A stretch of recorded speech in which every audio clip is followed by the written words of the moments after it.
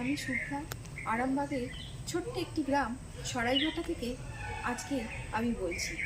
আমার বাগানের ফুলগুলি দেখিয়ে ভিডিওটা শুরু করছি। এই ফুলগুলি আপনাদের জন্য।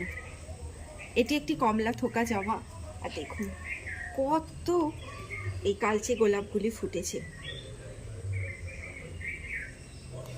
আর একটা মিষ্টি ফুল, এই দেখুন।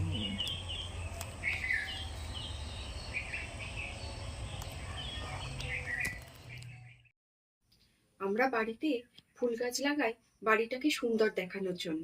সেই সুন্দর ফুল গাছগুলোর মধ্যে দুটো ফুল গাছ অবশ্যই লাগাবেন। একটা পারিজাত বৃক্ষ, যাকে আমরা গোদা বাংলায় বলি শিউলি ফুলের গাছ। এই শিউলি ফুলের গাছ যদি আপনি বাড়িতে লাগান তাহলে কি হবে বলুন তো? আমরা সারাদিনে জ্ঞানে অজ্ঞানে নানান পাপ করি, মানুষকে কটু কথা বলে ফেলি, দুঃখ দিয়ে ফেলি, কিন্তু সেই কষ্ট বা সেই দুঃখ বা সেই পাপটা ওই শিউলি ফুলের গাছ নিয়ে আমাদেরকে পাপের হাত থেকে রক্ষা করে।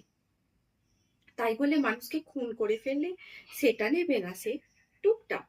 আর অবশ্যই বাড়িতে একটা অপরাজিতা ফুলের গাছ লাগাবেন, বাড়ির জন্য খুব শুভ।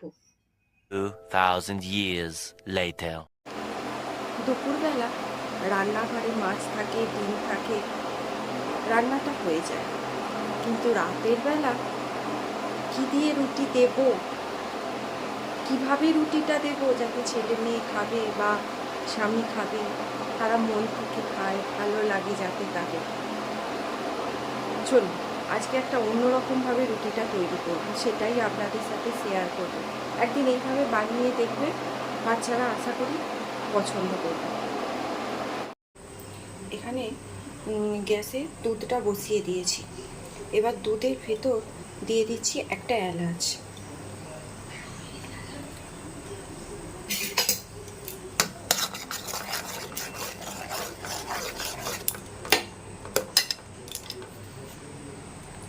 দিয়ে দিচ্ছি চিনি। চিনিটা একটু বেশি পরিমাণেই দেব। চিনিটা গলিয়ে নেব, নিয়ে দুধটা পুরো ঠান্ডা করে নেব।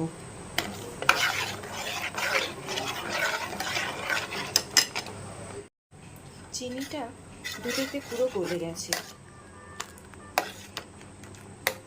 এবার এর মধ্যে আমি দিয়ে দিচ্ছি সুজি। এটা কিন্তু ফোটাবো না, আর জাস্ট সুজিটা এইভাবে একটু গুলিয়ে নিলাম। এবার এটাকে ঠান্ডা হতে দেব। দুধে যে সুজিটা ভিজিয়ে রেখেছিলাম, এই যে ঠিক এইরকম হয়েছে। খুব পাতলাও না, আবার খুব মোটাও নয়, ঠিক এই রকম।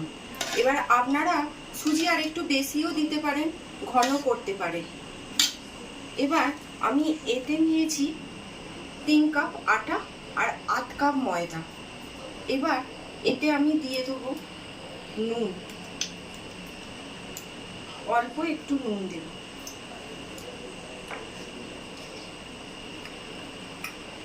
নুনটা দিয়ে আটা ময়দা আমি সব মিশিয়ে নিচ্ছি ভালো করে।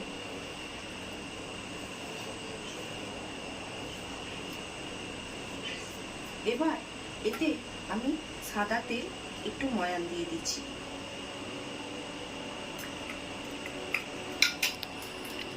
এটাও আমি ভালো করে মিশিয়ে নিচ্ছি।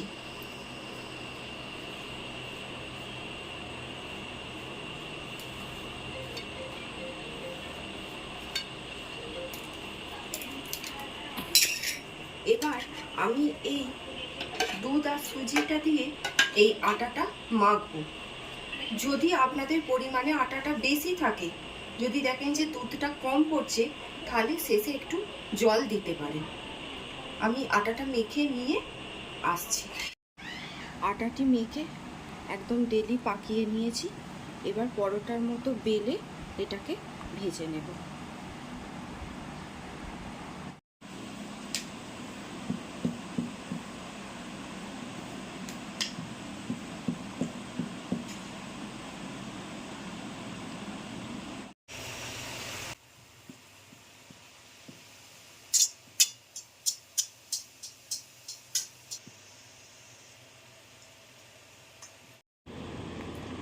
রেডি, সুজির পরোটা আর তরকারি। এই পরোটাটা একটু হালকা মিষ্টি মিষ্টি মতো হবে, এবং এই পরোটাটা শুধু মুখেই খাওয়া যায়, খুব সুন্দর খেতে হয়। নিজে রান্না করে নিজেই বলছি। আর তরকারিটা সাইডে রাখবেন মুখ ছাড়ানোর জন্য। আবারও বলছি, এই পরোটাটা কিন্তু একটু হালকা মিষ্টি মিষ্টি মতো হয়, খুব হালকা মিষ্টি।